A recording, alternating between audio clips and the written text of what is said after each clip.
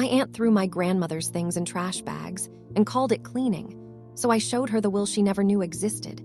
Before I tell you what I found in those trash bags, I need you to understand something about my grandmother. She kept everything. Not in the way that people keep things when they are overwhelmed or disorganized, in the deliberate way of someone who understands that objects hold people inside them. She had a tin box with every birthday card she had ever received. She had the receipt from the first piece of furniture she and my grandfather bought together. She had letters, real ones, handwritten in envelopes, going back 50 years. And my aunt threw it all into black trash bags, 3 of them, lined up on the curb. I pulled up in my car and I saw them sitting there, and something in my chest went cold, because I recognized the blue tin box sticking out of the top of the first bag. And I knew before I even got out of the car what had happened and what I was going to have to do about it. My name is Veda Holt. I am a social worker, which means I spend my days helping people hold things together. I am also my grandmother's granddaughter, which means I was raised to understand that some things are worth fighting for quietly, and some things require you to fight out loud. This was the second kind. Let me start from before the bags. My grandmother, Lorraine Holt, lived in an apartment on the 14th floor of a building called the Meridian on West Callaway Street in the city. She had lived there for 16 years, since my grandfather died, and the house they had shared in the suburbs became too large and too loud in its emptiness. The apartment was not large, 2 bedrooms, a kitchen that fit exactly 1 person comfortably, a living room with a window that looked out over the park 2 blocks east. She loved that window. She had a chair she kept angled toward it, and on the mornings when I came to bring her groceries or take her to her rheumatology appointments, I would find her there with her coffee, watching the park below, narrating small things she noticed: a dog, a child on a bicycle, the way the light moved through the trees in different seasons. She was specific about things. She noticed details. She had opinions about pigeons. She was also, and this is important, extremely deliberate about her belongings. She had downsized when she moved. She had kept only what mattered, which meant that everything in that apartment mattered. She passed in March at 81 after a stroke that came quickly and did not linger. My Aunt Phyllis arrived from Cincinnati 2 days after the funeral. She had not come for the funeral. She said she couldn't get a flight. My grandmother's neighbors, who had known her for 16 years, came to the service. My aunt did not. But she came 2 days later with 2 large suitcases and an agenda. I met her at the apartment. I had the key. I had always had the key because I was the one who came. She walked in and she stood in the center of the living room and she looked around with the expression of someone doing a quick calculation. She said, "It's smaller than I remembered." I said, "When were you last here?" She said, "A few years ago." I said, "She had you here for Thanksgiving 3 years ago. You stayed 1 night." She said, "I know when I was here, Veda."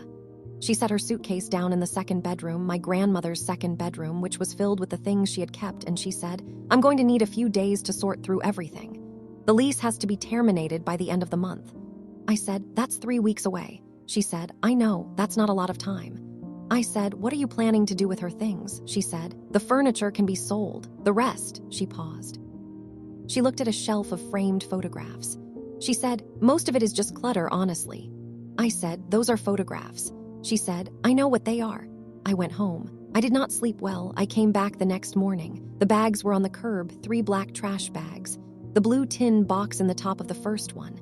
Letters visible through the thin plastic of the second. I could see the handwriting, my grandfather's handwriting, on an envelope near the top. I stood on the sidewalk outside the Meridian and I looked at those bags, and I did the thing that my professional training has taught me to do in a crisis. I slowed down. I breathed. I identified what was actually happening. What was actually happening was that my aunt was destroying my grandmother's archive. Deliberately or not, deliberately, I believed. She was taking the things my grandmother had kept with intention and purpose, and she was putting them in bags for the garbage truck. I picked up the bags.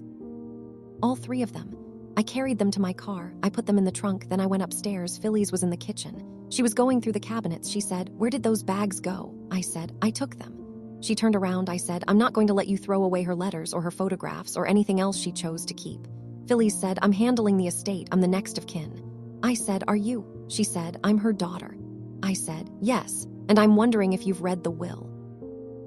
"There's no will. Mom didn't have a will. We talked about it. She never got around to it." I looked at her. I said, "I think you should call the attorney's office." She said, "What attorney? What are you talking about?" I said. Her name is Margaret Osaibansu. Her office is on Callaway. Grandma asked me to take her there 14 months ago. Silence, I said. She was there for almost 2 hours. She came out with a sealed envelope. She told me she had taken care of things. Phyllis's expression shifted. I said, I think you should make that call before you throw anything else away. She made the call. The appointment was 4 days later. I went. Phyllis went. My father dialed in from Denver. Margaret Osaibansu was a small woman with reading glasses on a chain and the quiet authority of someone who has delivered difficult news many times and has learned to do it without drama. She read the will. My grandmother had left the contents of her apartment, all of it, specifically itemized in a separate attachment, to me, not to be distributed among the family. To me, by name, with a note in the document that said she trusted me to know what to keep and what to carry forward. She had left Phyllis her jewelry and a sum of money from her savings. She had left my father the same. The apartment itself, the lease, was to be terminated, as she had prearranged with the building, but her things were mine. Phyllis said very quietly, she didn't tell me, Margaret Osaibansu said.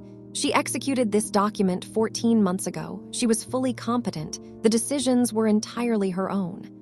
Phyllis said, Veda, I didn't know. I believed her about not knowing. I want to be fair about that. I do not think she was malicious about the bags. I think she is a person who saw a task and approached it efficiently, without stopping to consider that efficiency is not always appropriate. I said, I know. She said, I said, I know, but I have the bags, everything is fine. She looked at the table for a long moment, then she said, she always loved you best. I said, she loved us all, she just knew me best. There's a difference. She didn't respond to that. It took me 2 weekends to go through the 3 bags. I sat on my living room floor with the bags open around me, and I went through everything. Every envelope, every card, every piece of paper my grandmother had decided was worth keeping.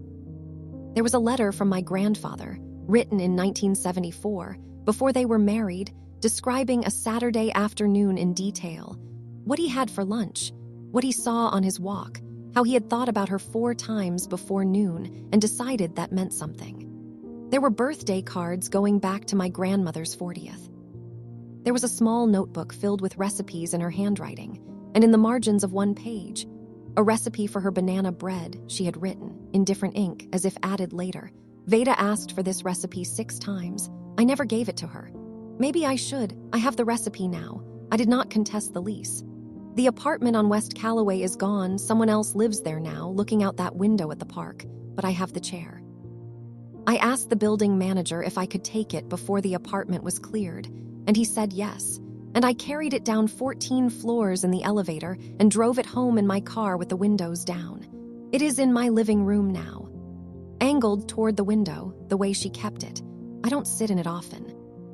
But sometimes, in the mornings, when the light is doing something specific, coming in at an angle, catching the dust in a way that turns ordinary air into something visible, I sit in it, and I think about a woman who kept everything that mattered, and who trusted me to know what that meant. The quiet drama, the quiet ones always have the loudest stories.